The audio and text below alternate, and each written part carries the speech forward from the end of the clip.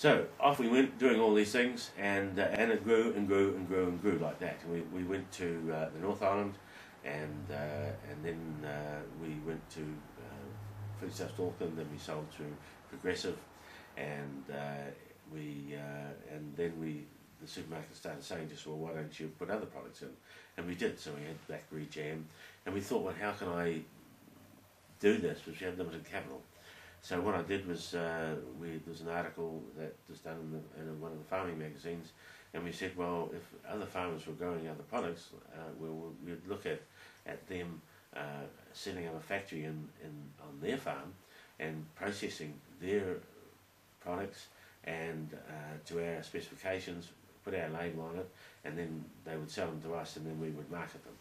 And so we got several responses.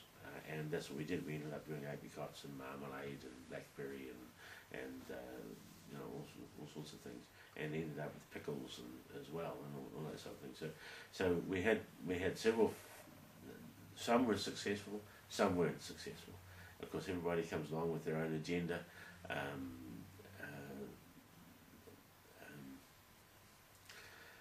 Some people, we had one person that had strawberries and came on board with us.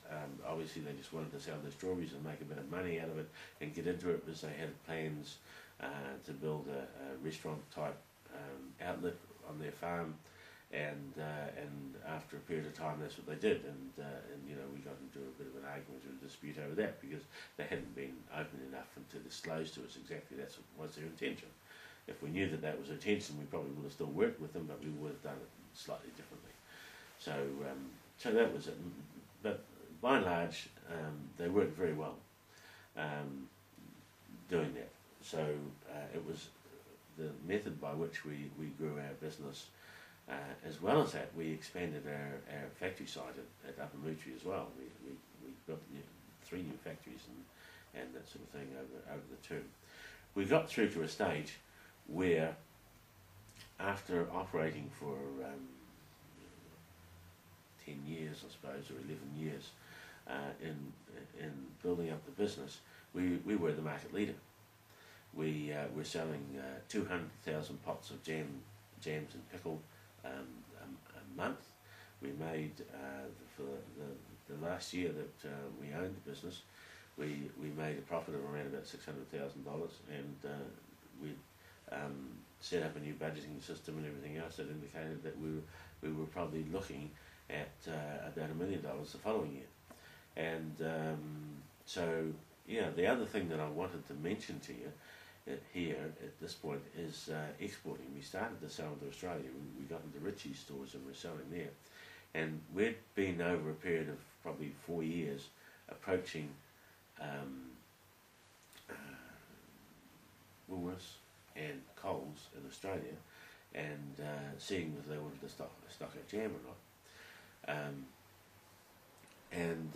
Then one Friday we got a phone call from Neil Worrell. He was the jam buyer for Coles Australia, and he was in Brisbane still, I think, Melbourne. He was in Melbourne, and so he said, Owen, we're looking at putting your jam in our supermarkets. We want to see you here at 10 o'clock Monday morning. Well, you know what it's like to get a flight to Australia. We had, my wife and I and our management team, and we'd had in place a Ron Collins from Christchurch, who was going to Australia trying to get his own brands and various other brands in there, and we'd paid a retainer of $1,500 a month to him, and so he kept our sort of up front and our image there, and kept talking about it and everything else like that. But we'd Kay and I had initially done the approach to these guys, and so the request came, and so off we went. And it cost us an arm and leg for airfares to fly everybody over there, but we went and we saw Neil Worrell. Neil said, I'm going to put I know what I'm doing, and I've decided that I'm going to put your jam, ANATHOTH jam, in our supermarkets throughout Australia. and we'll probably do it state by state. We talked about some things like that. We had about a 20-minute meeting, and he said, well, that's what it is. He said, it's going to take some time to do this, but it's probably going to take 6 months.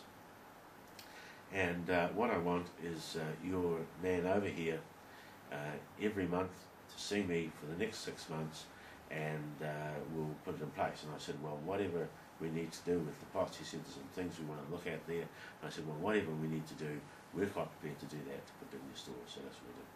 So off I went home, and was quite excited about this, because really we're going to go into Australia in about 6 months. So we started planning for that to happen.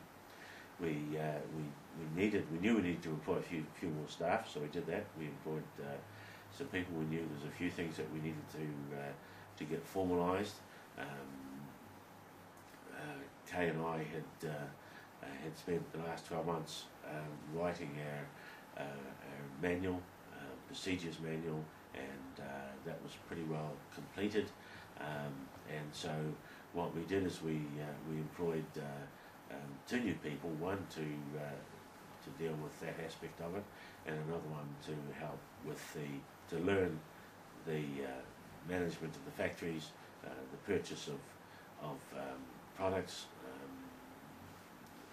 and as well as that, because we're anticipating not only getting into Coles, but once we got there, getting into other supermarkets, and we knew the market in Australia was about 7 times the size of what it is in New Zealand, so that's a lot of growth.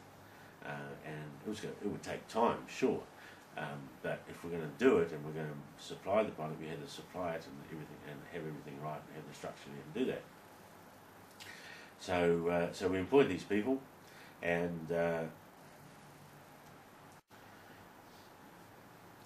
we've got to start to get ourselves set up ready for expected growth. That meant, of course, that we wouldn't be making the same profit that year, so I wouldn't, as far as I was concerned, it didn't matter if we only made $300,000 or $400,000. I can't. It was pretty hard to spend that much money.